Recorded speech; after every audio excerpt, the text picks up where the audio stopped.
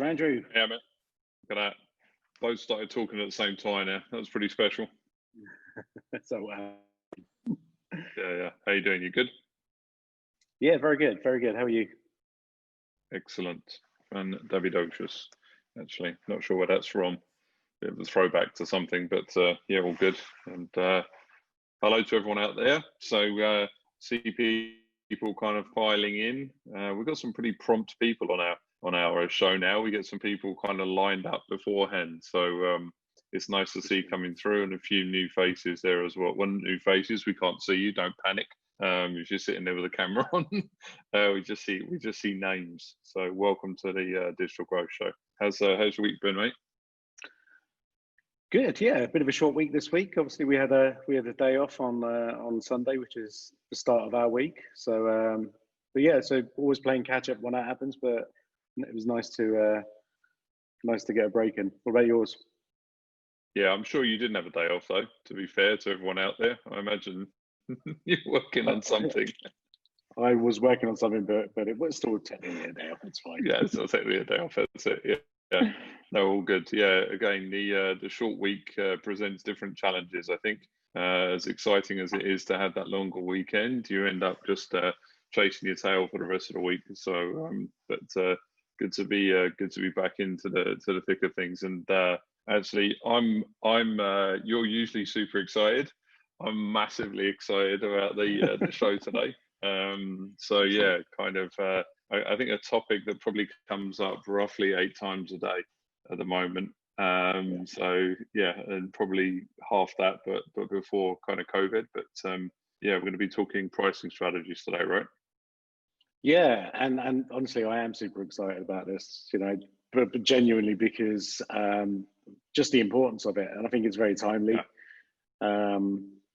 And it's something that I guess kind of never goes away, right? It's the totally argument and questions related to discounting and pricing models and things like that. But I almost feel that it's a topic that, for the wrong reasons, gets overlooked, right? When people are strategizing, obviously they are setting prices, they are kind of figuring out what they should be selling their products and services for. But there's more to pricing strategy than just discounting, and I think that's hopefully what we're going to run through today, right? Definitely. One thing just before we get into that, I'd like to suggest that we start doing some merch, some Digital Growth Show merch, and the first one's going to be just our iconic little favicon, and then you saying super excited underneath. So I think gonna get that merch up and running. All right. Nice. So, but no, before we kick off as always, guys, for those of you that are new, we try to make the show as interactive as we can, obviously. So by all means, use the Q&A functionality or the chat functionality. Should be located at the bottom of your screen. If you've got a question, you've got a comment, it can be super specific to you or kind of highly generalized. We'll do our best to help out and answer. And as always, if you want to connect with us, just connect with us on LinkedIn. And I'm pleased to say that we actually are now podcasting this show as well. So the show itself, the Digital Growth Show, now has a podcast, and that's in the process of being put up, and you can find that it's gradually populating sort of different kind of various podcast channels at the moment. You can definitely get it on Spotify, and I think Apple should be in the next few days, Google the next few days. So yeah, just you can if you haven't had enough of us watching the show, you can now listen to us as well in the car or in bed when you're sleeping. Nice. Oh dear, that's just thrown me right off. Thanks, Andrew. That's all right. That's fine. That's just think of my booming voice sending you to sleep, everyone. So there we go.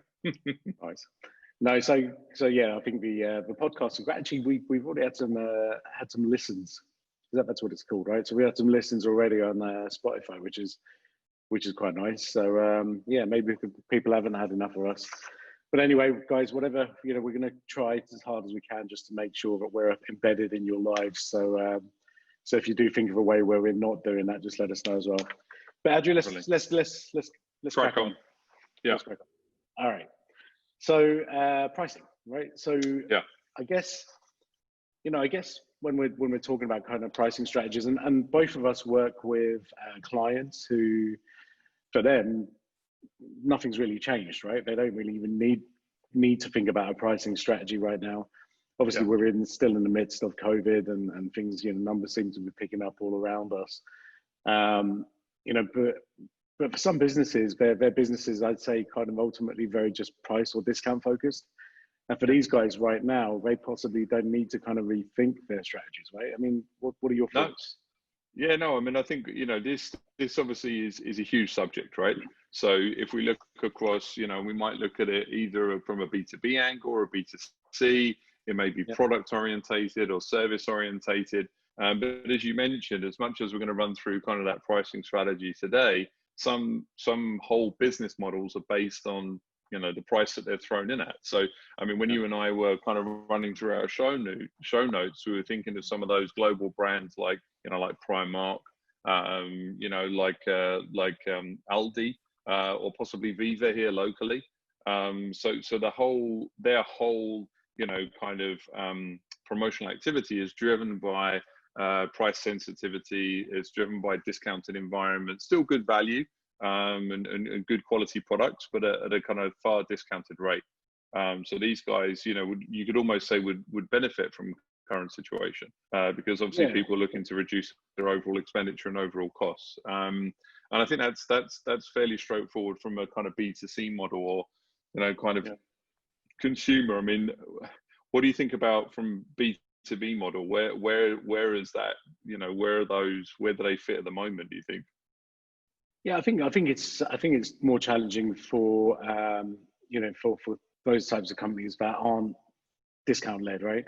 And again, from B2B perspective, we were trying to think earlier, like, is there anyone that really kind of comes to mind when we're thinking out about B2B businesses, like your Groupons, like your Primarks, your Aldi's, these guys.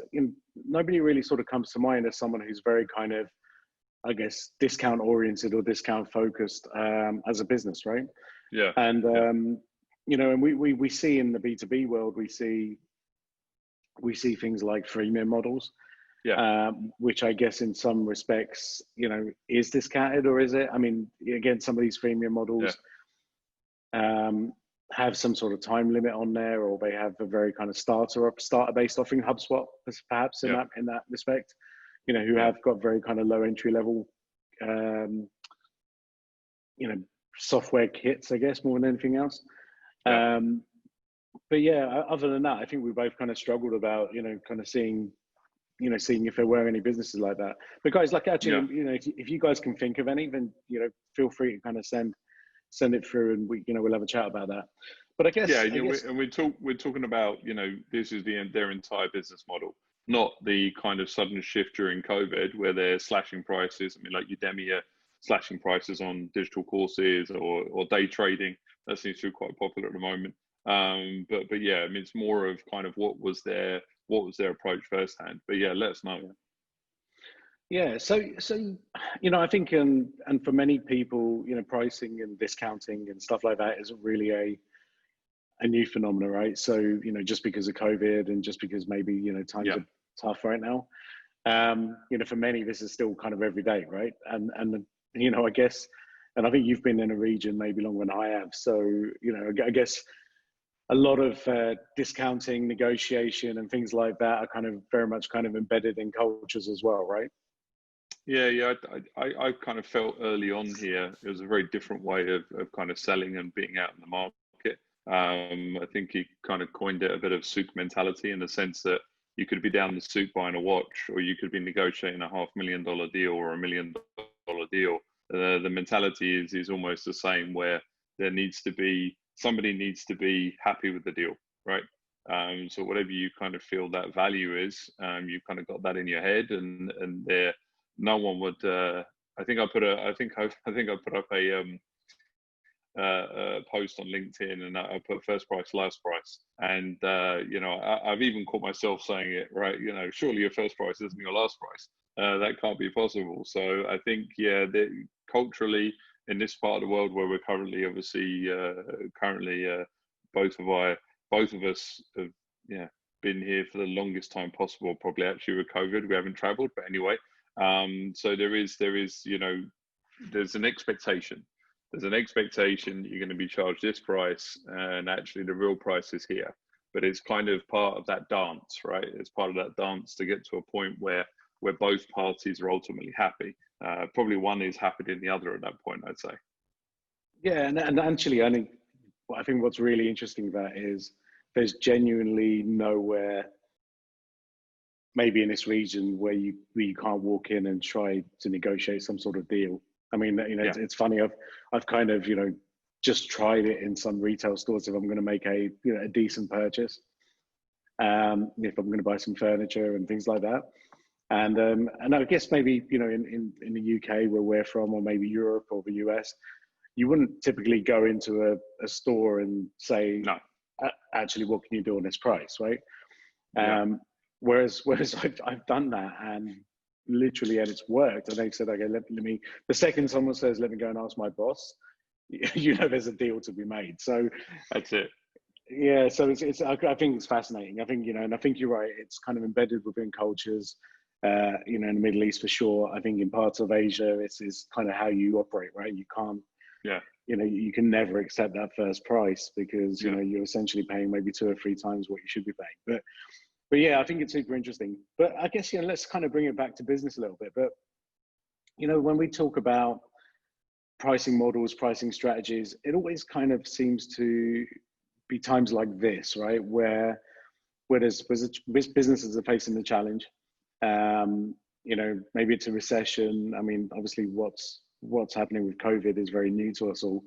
But from a kind of recession perspective, predominantly, you know, we see some type of downturn, and that's where companies start to really kind of look at, you know, do we need to you know, reduce prices? I guess a lot of this is kind of coming from, you know, maybe supply and demand. I mean, we're all kind of taught at school that, you know, that's kind of almost like the first rule of economics, which is, you know, if there's a lot of kind of demand in the market, you can put your prices higher. And if there's a lot of supply in the market, well, you know, that might be, you know, the reverse may happen. But the challenge, I guess, is I feel as if that works. I think that works maybe in certain sectors. So, for example, if we look at things like real estate, perhaps, you know, there's a lot of new property developments. We've seen it in Dubai, for example, and that's kind of forced prices down because maybe the demand isn't quite as high, or as it's not caught up with the level of supply. But I kind of I almost don't feel that applies though in a real business world. I mean, what do you think?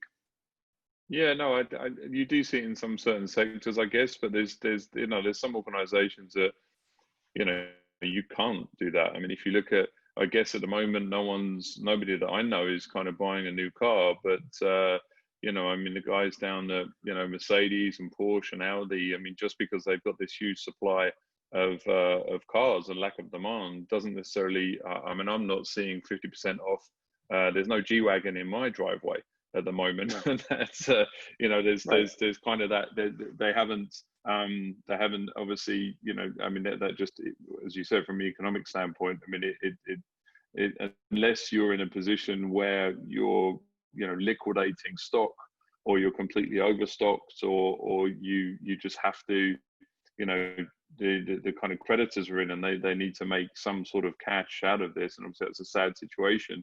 But that's only real time. You see this kind of massive slashing across, you know, the kind of business environment, right? I think you're 100% right, and I think that's really important. And again, maybe that's, you know, those examples were very much kind of, you know, luxury product examples, but you know, but there's a reason why they do it, and the reason why they do it is because they don't want to hurt their brands. You know, they've basically, you know, spent decades and decades and decades kind of building, you know, brand equity, brand perception. And I guess the second you start sort of discounting those things, then, you know, it becomes dangerous. And we did speak about this, obviously, you know, pre-show in terms of, you know, the emails that went out and in terms of our content. But, you know, I think that's one of the kind of key sort of challenges here.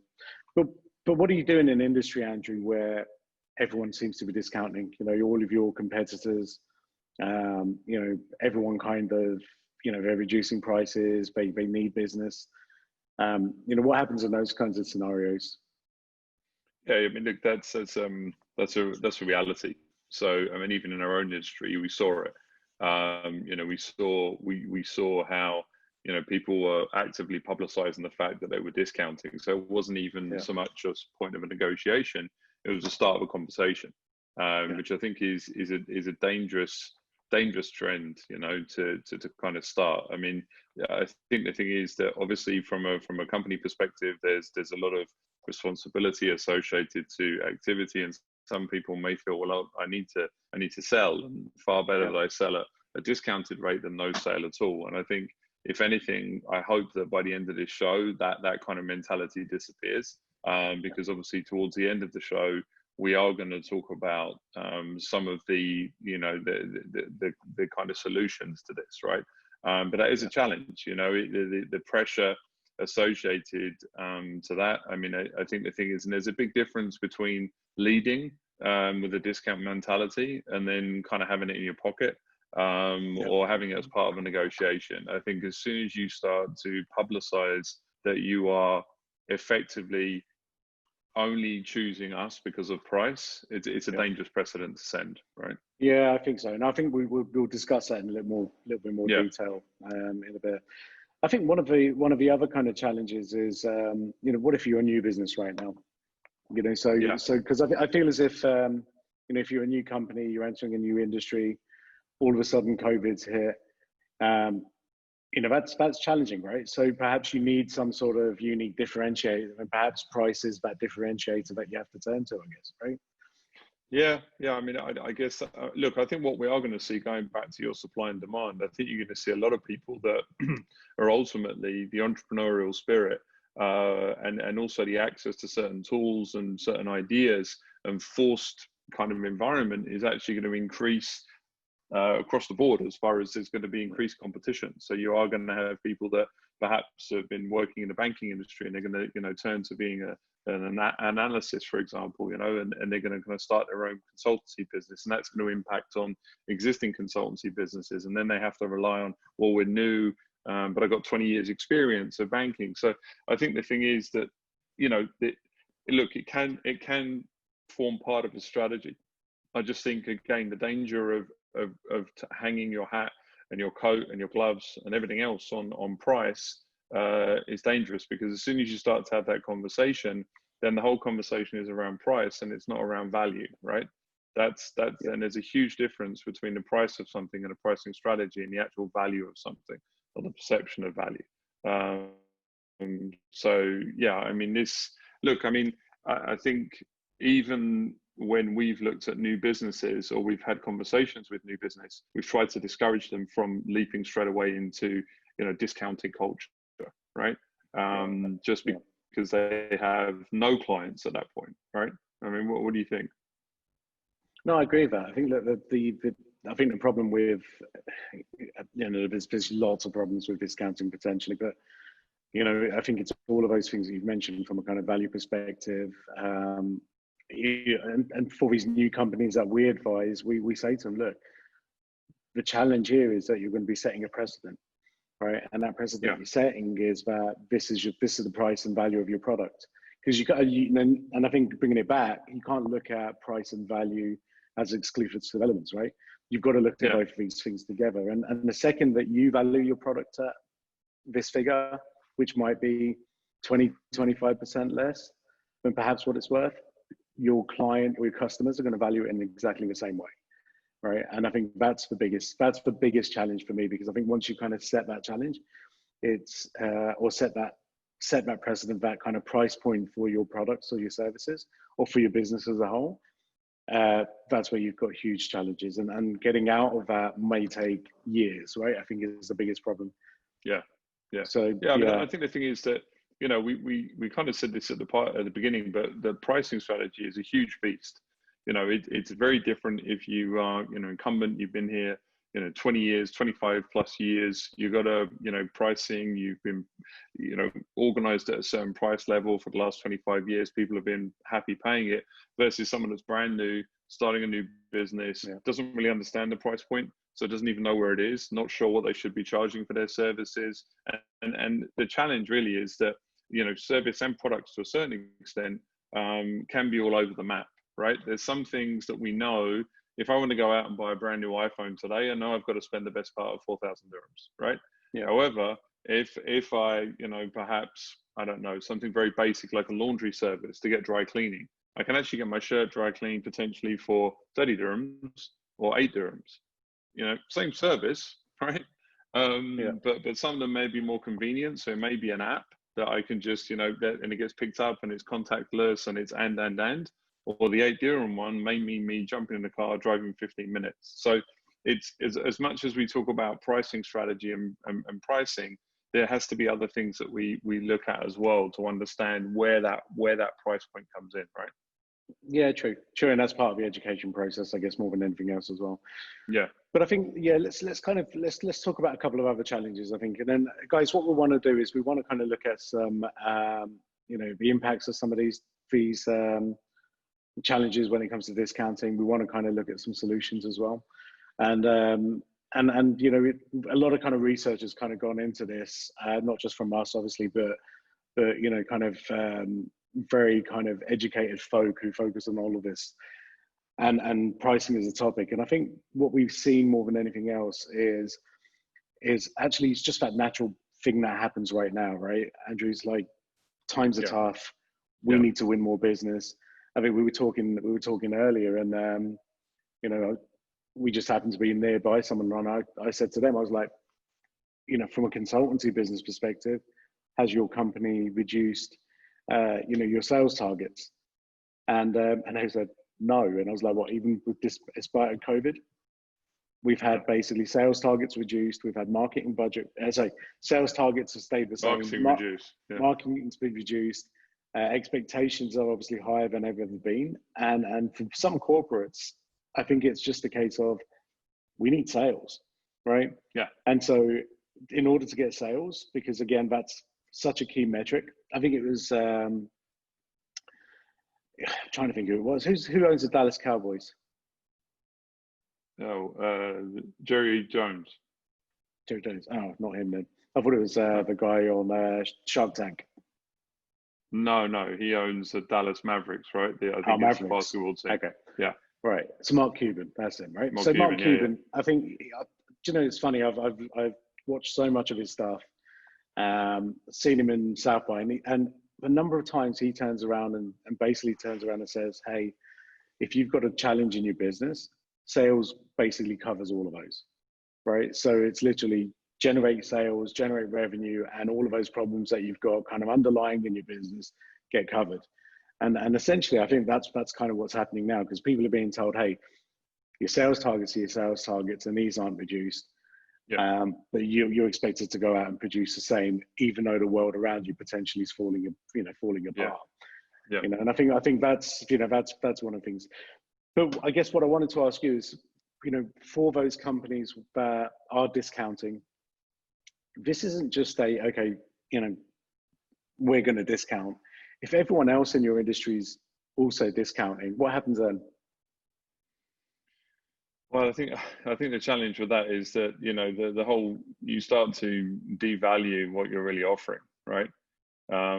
So as soon as you start to see, you know, that kind of discount mentality that kind of creeps in, you completely start to devalue what you're offering, and then you can never claw that back. So the challenge is, but actually, let's look at the actual numbers though, right? So say, for example, we make a decision tomorrow and we say, right, let's discount all of our products and services by 20%. Okay. Yeah. Now our next competitor gets wind of the same, and they say, right, do you know what? Nexa have just reduced their prices by 20%. In order to compete, we're going to have to do the same, right? And then that essentially creates a domino effect where maybe perhaps everyone in our industry that we compete with suddenly start reducing their prices, right? The net impact of this is that everyone is essentially still selling the same, right? But they're actually making 20% less. Yeah. And this is that's the point I was getting at, right? There's real, because actually differentiating yourself by price is probably one of the weakest ways to differentiate yourself, because anyone can differentiate by price, right? Even companies who potentially will lose money by discounting to that level may still do it because they still need revenue, right? For the reasons that we just said. So yeah, look, the challenge is, even if you discount down by that 20-30%, there's no guarantee you're still going to get sales at that point. Yeah. So then how far do you slide, right? So I think that's also the challenge. So if you've made that decision to start discounting, and you say, your competitors are kind of releasing those discounts, they're getting into a bit of a price war. At what point does it end? Because, as you said, in all honesty, when you reach a point where you're barely covering the minimum, that's not an enjoyable space to be in, right? Yeah, and I think that's such that's such a good point, because again, you can discount now, but if everyone's doing it, you're just gonna have to keep discounting. If that's your strategy, that's what happens. And yeah, actually, some really good examples. It's a short. Sorry, go on now. Yeah, no, I was going to say some good examples, like when when businesses like Groupon, we mentioned Groupon earlier, but when they first launched, their model was that, look, we're going to basically allow businesses, whether it's restaurants or whatever it was, to offer discounted prices to their clients. And what they were essentially doing is making a margin off a difference, right? So if they were offering, I don't know, 50% off, but they were selling 100 tickets, it was, group buying and it was bulk buying. For, to be able to enable that, they were going to take 20%, 30%, 40% off that margin that was basically left. And what happened is, as more and more companies came into the industry, the only way they could differentiate, because essentially it was essentially the same product, they were using the same channels, but the only way they could differentiate is by saying, hey, look, Groupon are taking 30%, we'll only take 25%.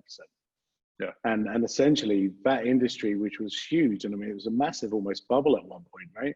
There are companies that were being bought for many, many millions of dollars.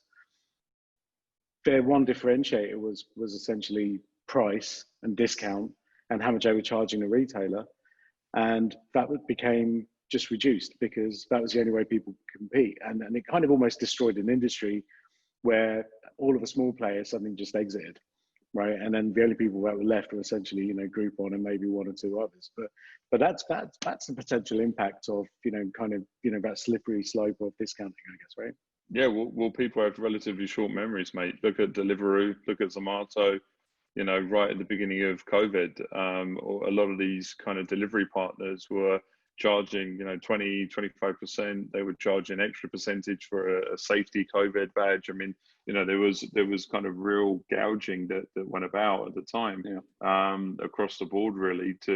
And that, again, there was a bit of a revolt here locally. There was a few companies that started up a kind of no commission environment to kind of help out some of these F&B chains at the time. So yeah, I mean, at the time, Groupon had that scorched earth approach, I think, which worked in the States, because they could just go to different towns, and just that's it. You do a one-time discount, and then they moved on. But when they started moving this part of the world, it was a challenge. That person that was paying 5 dirhams for a burger didn't want to go back.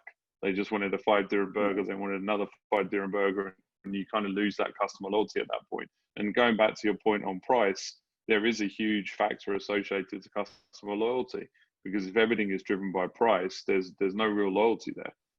It's more driven on, just right, there's a deal, there's a deal, there's a deal.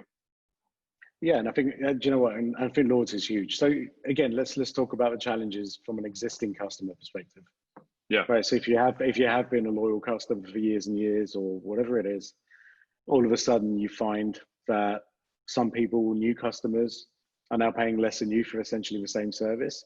Yeah. I mean, surely that's damaging for a business as well, right?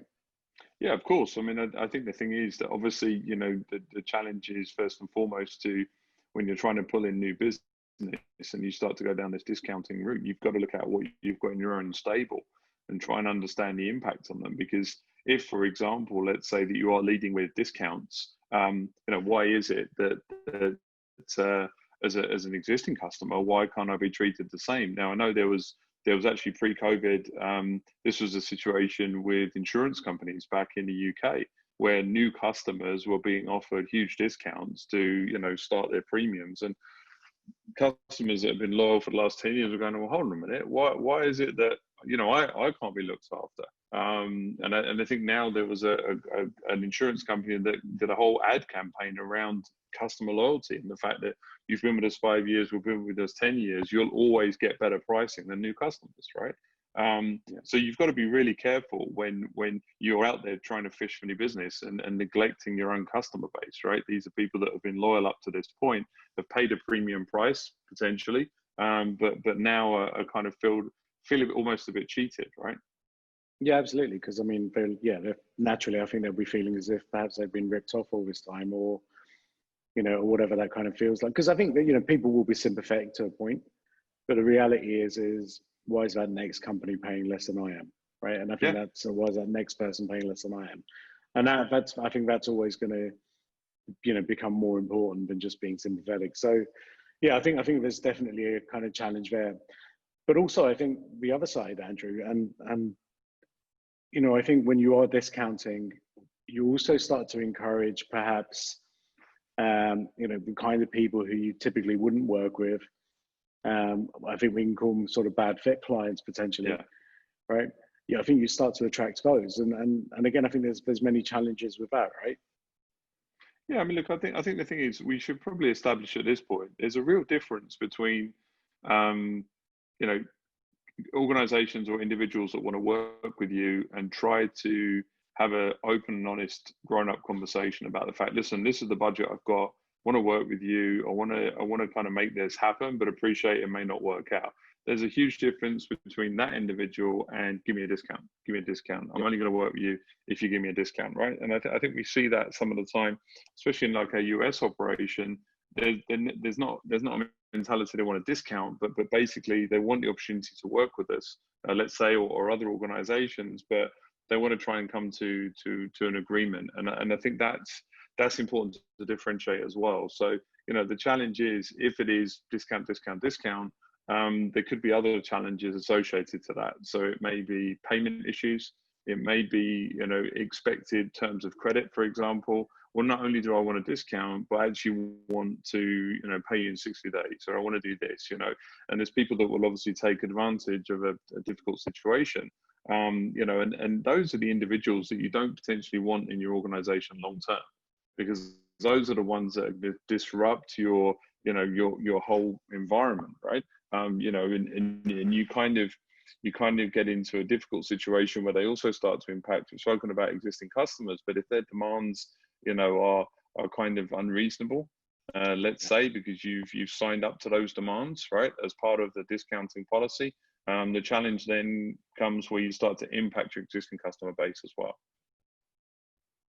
Yeah, I agree, and I think that's really where you start to get real business challenges, because I think what typically starts as maybe a revenue challenge suddenly turns into an operational challenge, because you've now got these potentially low-paying, bad fit clients whose demands are excessive, and it adds kind of pressure in the whole system. And you know, and I think, look, and we've seen that in the past as well, where, you know, we feel as if, okay, this would be a great company to work with, but actually it turns out to be a very bad fit client, and there's definitely consequences on the back of this.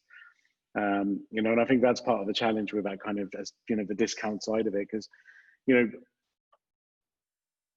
maybe you just attract more, and I think it becomes difficult to say no potentially, especially if you're trying to survive, right? Yeah, of course. Yeah, I mean, I think the thing is that, you know, the consideration here, that really, like we said earlier on, I mean, the whole point today's show is a bit of a discussion and just to sit back and have a bit of a think, right?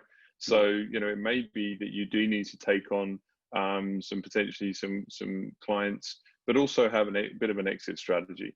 So, you know, if it is a short-term kind of, you know, fix, as it were, to keep the fires burning, right? To keep those fires burning, it's looking at other opportunities to implement, and then obviously build an exit strategy to start to, you know, change that client culture, as it were. And we said the bad fit. The challenge is that, for a lot of the time, if you start to pull on these new individuals, it's super difficult to get rid of them because they've got a fantastic deal. So, I mean, I will use BlackBerry as an example for you, Amit. Now, you were one of these guys that had the roaming package on BlackBerry, remember? Yes. For Etisalat. And I mean, Etisalat worked really hard to try and get you off that, right? For many years. Yeah, it was, well, basically, yeah. I don't know if they were responsible for the downfall of BlackBerry, but they might have been. Such was the deal. I mean, it was unlimited international roaming for basically no money. But you're right. I mean, so and also to try and shift me off that upsell to me, it was never. It's a great deal. Yeah, it's never going to happen. Yeah. Why? I had an uncle of mine back in the UK. I remember on a 1-to-1 contract, and he had this brick for years. And you'd say, Graham, why are you walking around with this brick? He's like, listen, man, I got 3 minutes international for life. I'm not going to get rid of this. And it got to the point where basically, the cell towers weren't picking up his phone. It was that old.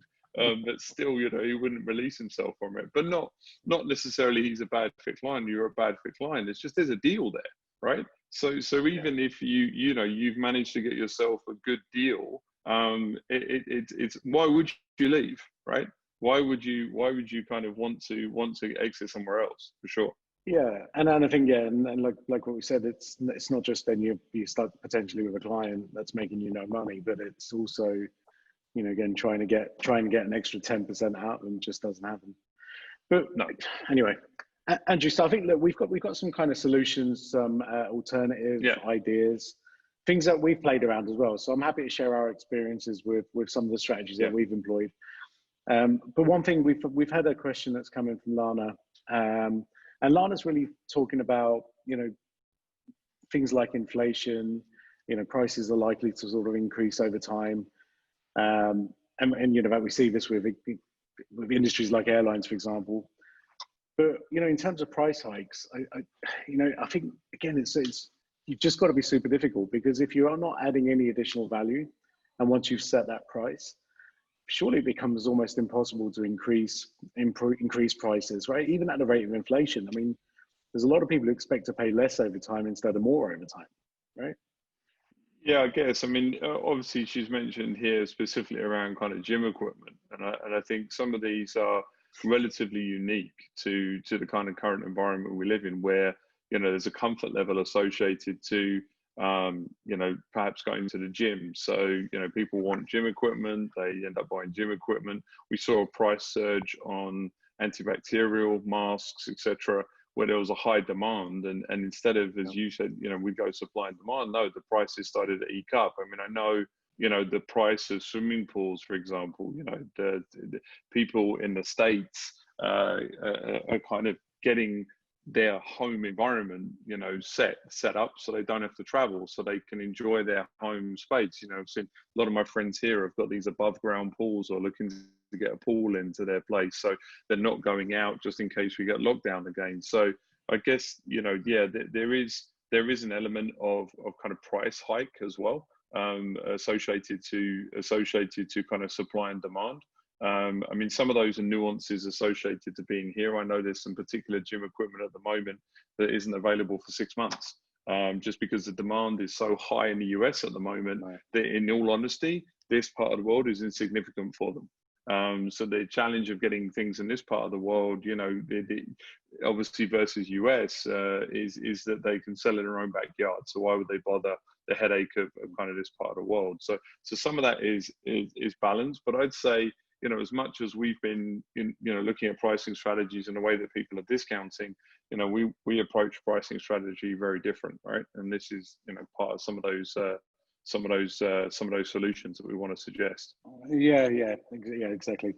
So look, I think let's tackle some of these. I think we touched on one of these earlier, which is should companies just adjust sales goals? Yeah. And while that seems very logical, I do understand that for larger organizations this becomes difficult, because they've got stakeholders with very clear expectations, who aren't going to allow for any kind of changes in forecasts.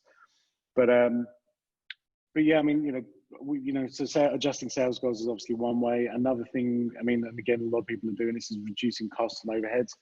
Very simple things here, obviously. And we're not going to dwell on those too much because we know there's a lot of that happening. But sometimes it's not just about staff and resources potentially, but there's other overheads.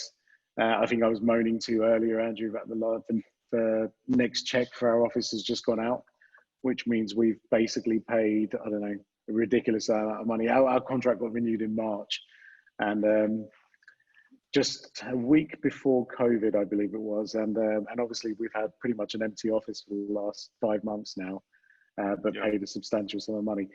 But again, that's a type of cost that potentially we should be looking at, kind of maybe reducing. That makes us maybe more competitive, allows us to maybe be a bit more sort of flexible. But I think the other thing, though, a lot of people perhaps are going through right now is looking at the products and services they're offering, Andrew. Right? Yeah. Should they continue to keep offering the same products and services they were doing pre-downturn? Yeah, I think you've got to take a deep dive on this. So I think as you mentioned, some of the initial basics of kind of reducing costs. Yeah, okay, tick box and kind of adjusting some of those sales goals. But you also need to look at your offering. You've got to try and realize, do you need to adjust the offering for current climate? And some businesses have. So some businesses perhaps that were during the closed period with restaurants. I mean, even example from a huge global player. Like KFC, at the time, their online delivery only accounted for 20% of their overall revenue. So they had to make a huge adjustment and pivot to their technology stack to enable people to, receive, buckets of chicken in their home versus going to get it. So I think the thing is, from a business perspective, you do need to look at your product offering. You need to understand, do I need to scale back on what I'm offering? So if I'm offering, 10 services or 10 products, could those 5, equally allow me to still be profitable? I think focus on the things that do make you money. So, at the moment, it may be that you drop some lost leaders and you start focusing on those products and services that really do, actually make you money and don't cost you too much to still offer. And that may be, for example, resources associated to that particular service or product offering as well. And I think that a lot of companies that we've spoken to, they haven't actually gone through that. They've kind of said, okay, right, what do we do? Right, we've got a discount, we've got to do this, we've got to do that, instead of saying, well, hold on a minute, perhaps we just need to focus all of our energy and efforts in this one area, right? And see the product, see the competitive set, see what they're offering, and try and take an alternative path possibly. So it is a good time to see that service or product offering, right? And then I mean, what with that, I mean, also looking inwards, I mean, what do you think about from a customer perspective? Your existing customers, how do you look at those guys? Well, look, I mean, the facts are that it costs you less money to retain a client than it does to go and find a new one, right? Yeah. And right now, if everyone's out there searching for new clients and they're perhaps discounting and using tactics that you're not prepared to do, focus on retention. And look, and that's one thing that we've done, right? And we've very much kind of looked at it and said, okay, look, actually our retention rates are pretty high, but how do we make them higher? If we retain 5% more clients during this time, and again, we don't know how long this is going to carry on for, that actually equates to quite a lot of money saved, and it's money that we don't have to go and replace with potentially cheaper products and services. So retention is absolutely key, and I think again, different sort of tactics for that, but just speak to your clients, speak to your customers regularly, see how their businesses are faring, see if there's any kind of support that you can give. We've had clients that have come to us and said, look, we can't afford to pay you what we were paying you before, but we want to keep working with you. What did we do? We didn't actually say, okay, cool, here's a discount. We've actually gone back and said, look, well, that's fine, and we understand the situation, and we love working with you guys too, but we're going to have to reduce some of those deliverables. So, we understand that you can pay maybe 40% less than what you're paying, but actually the only way we can do that is by giving you 40% less.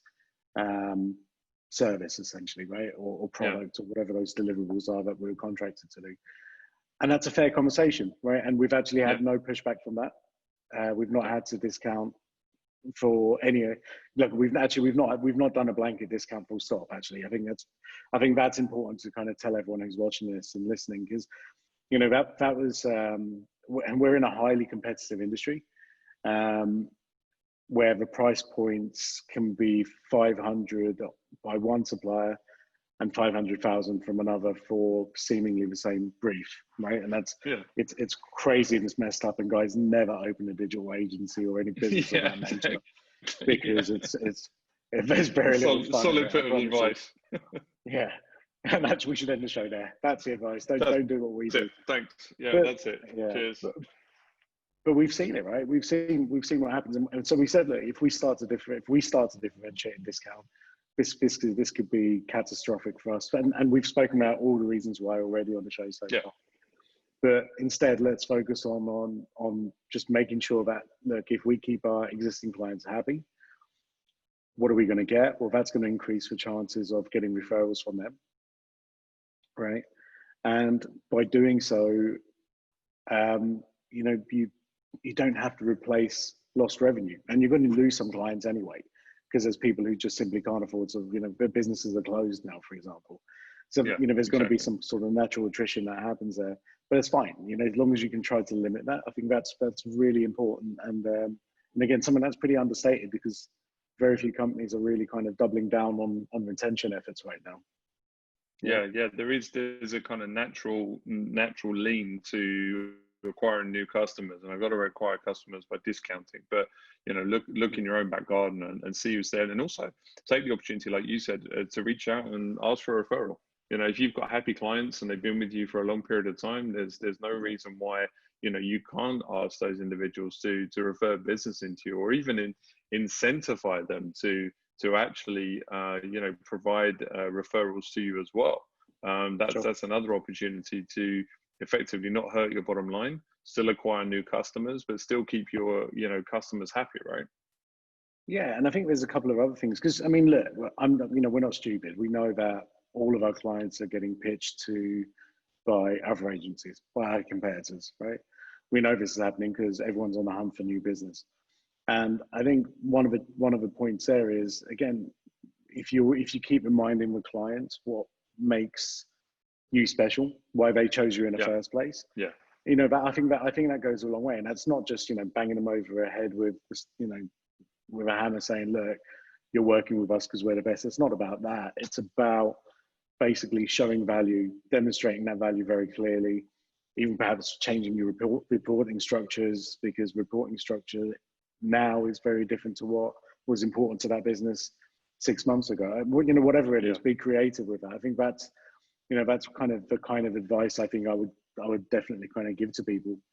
I think the other thing, and related to exactly the same topic, and again, maybe not even with in relation to existing clients, but certainly when you're working with or trying to work with new clients, is reminding them of the risk of not working with you. Because for me, I know right now I'd say I'm much more risk averse than what I was prior to COVID. Yes. Every decision I make is done with very, extreme thought and caution, right? I'm really kind of overthinking things, certainly, in some respects. But price isn't my only decision, right? And so what I'm thinking in my mind, if I'm going to invest in something, is actually what's my return going to be? And how likely is it that I'm going to get a return working with the people who are presenting this in front of me? And if I feel as if I believe in them, they've got a track record, I trust what they say, and they've demonstrated that before, to companies similar to ours, well, actually, I'm going to be less likely to try and push them hard on price, right? As long as I'm paying a fair price and I know what my return is going to be, why should I push them on trying to get it cheaper by 5 or 10%, right? I want them to do a good job for me. Yeah. Whereas there's a massive risk associated to working with someone perhaps you've not even heard of, someone who hasn't got a strong track record. There's businesses that are collapsing all around us. We've seen that, not just here, across the world. But those kinds of businesses, I mean, how much time do you lose by working with somebody that perhaps isn't going to be around this time next month, right? Yeah. Or this time next year. And again, I think the risk of working with businesses like that is so high, but the risk of doing that right now is even higher, right? Why would you take a risk on your business for the sake of 10%, 20%? You just wouldn't do it, right?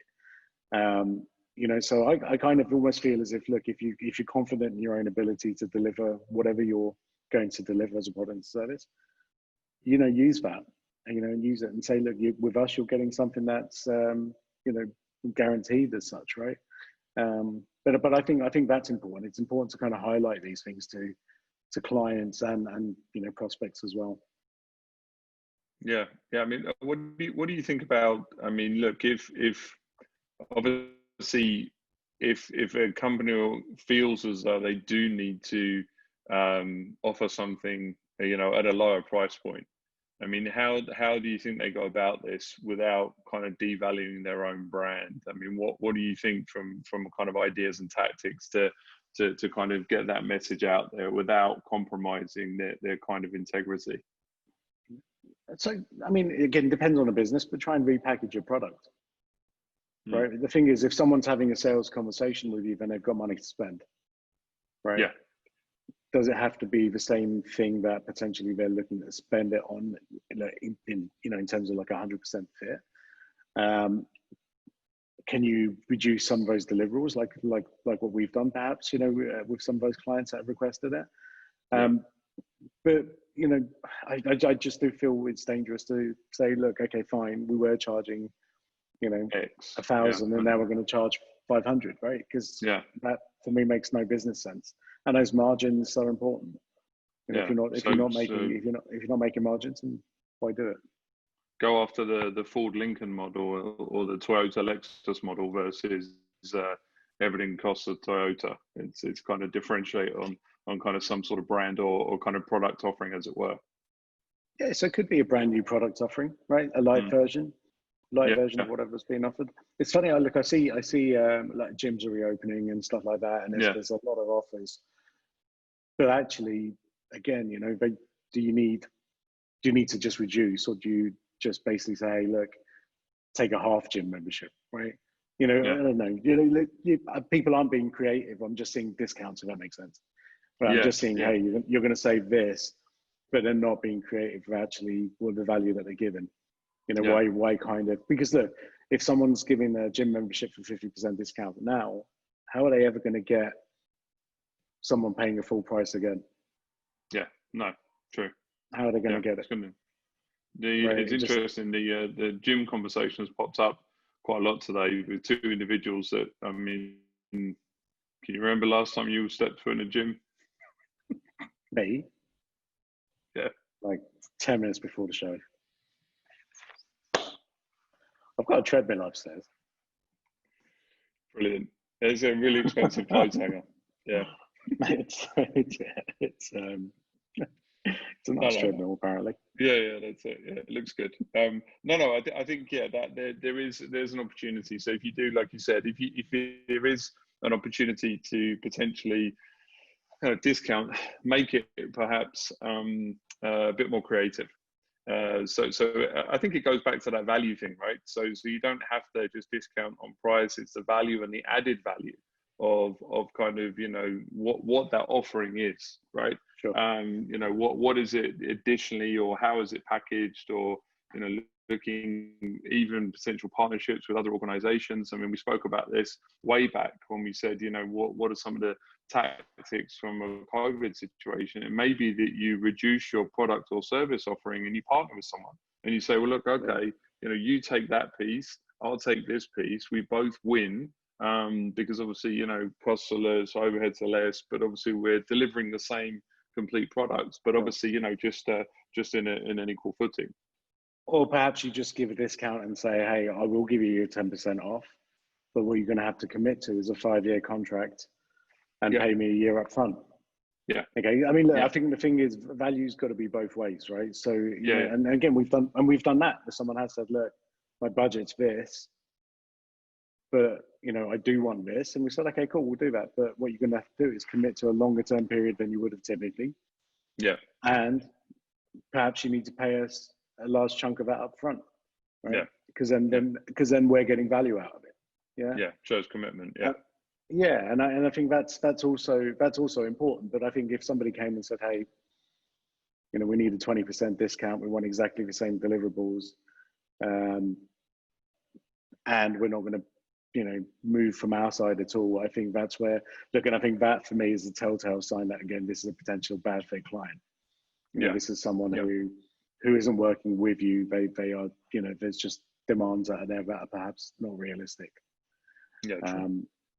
So it's important. We've had an interesting joiner, Andrew. Have you seen somebody who's just joined the show now? Joiner. Yeah, I think it might be a robot. It's not a name, it's a number. Yeah, that's true, actually. Whoever you are. Hi. That's amazing. It's just, sorry, if you can tell us your name, sorry, we just had a participant, and they come in late to the game as well. I think they've obviously got caught up for the last 50 minutes. 50 minutes, they should have just seen the time. So yeah, they've just got caught up. So they heard we were talking about price and they jumped in. So Sandra, look, I think again we're kind of wrapping up in the next couple of minutes. But what I want to I guess it's a tactic that it's not really a tactic. I think once you've got sort of enough confidence about you in terms of business, in terms of your offering, we kind of almost have this as part of our sales training now, which is the power of no. And I don't know, do you want to kind of talk about the power of no? Because I think it's quite good fun and it's quite interesting. Yeah, I guess, I mean, look, it is a sales tactic out there. So, I mean, just like the yes sale, do you want to be safe and secure? Yes. Do you want to make sure your family is taken care of? Yes. Do you want to, yes. I mean, but the power of no is I think something that obviously it's only something really you can employ when you have a level of confidence in your product or service offering that you can back up. And then also the confidence to understand who you want to work with as well. So a lot of the time we actually will tell people, look, this isn't for you, right? Or we feel like this just isn't going to work, or oh no, I want to work on this. It's not going to work, right? So however we position that, when we say the power of no, it's basically effectively a soft rejection, right?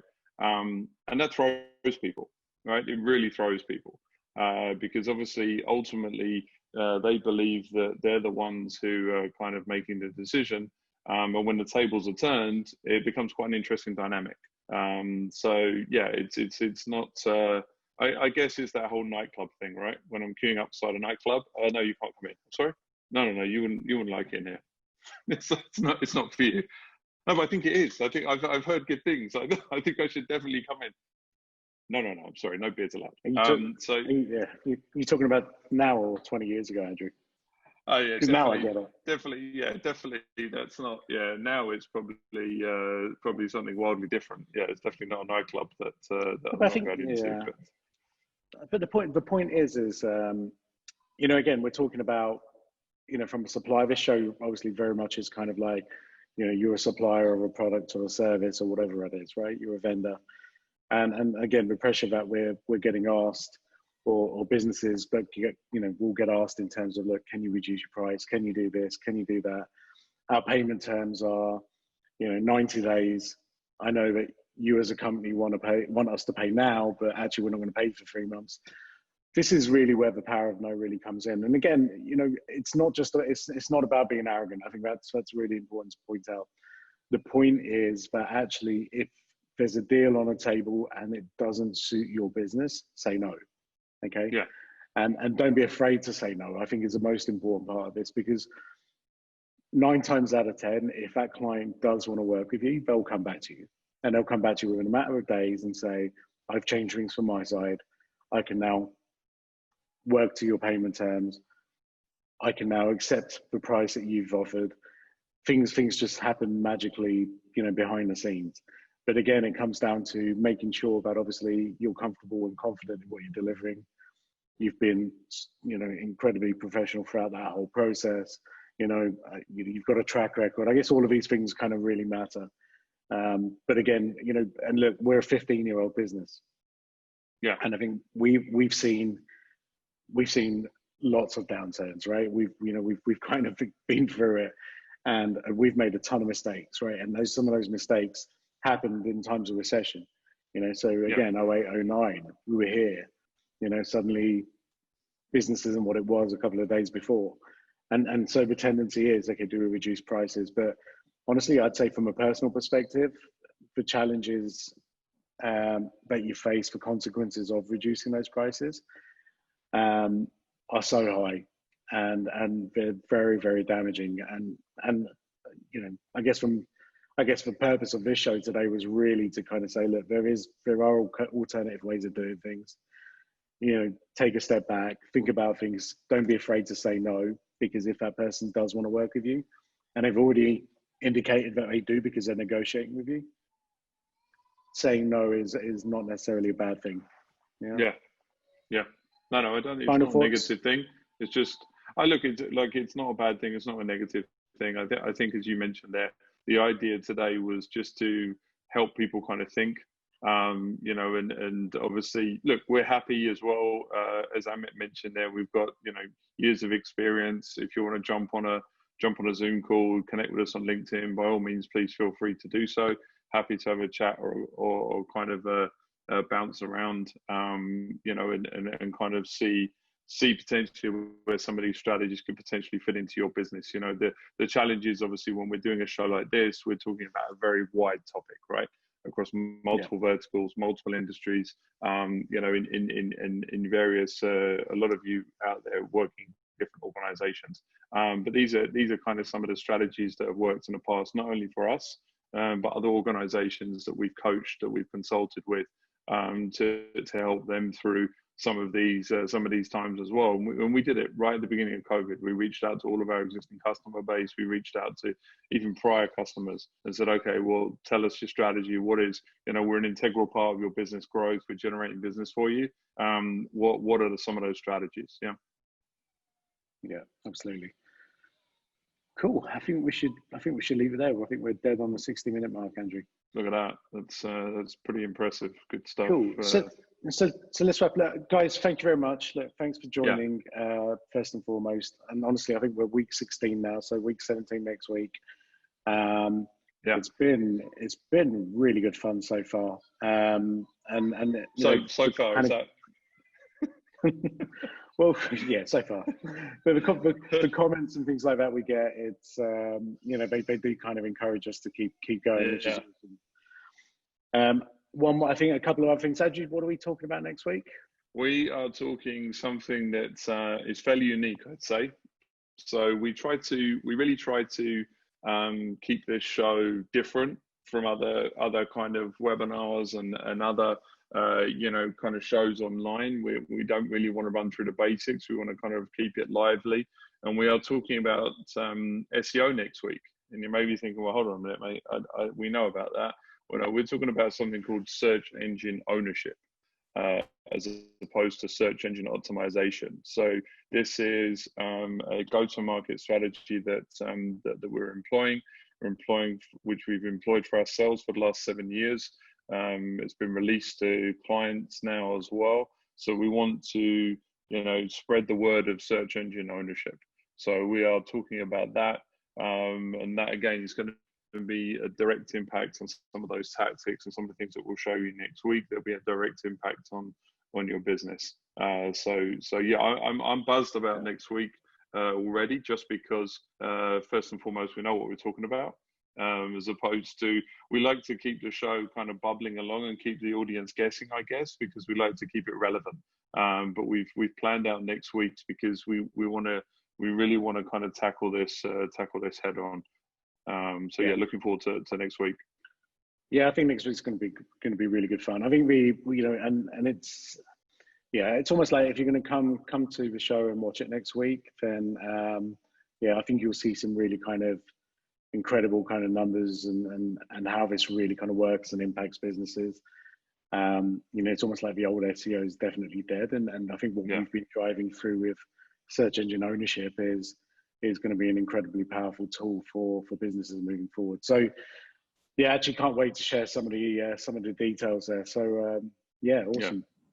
Guys, awesome. Cool. Good. Thanks for joining us, guys. Again, we've just released our podcast now. So if you don't get a chance to watch the show, or if you're listening to the show now, I guess we should say that.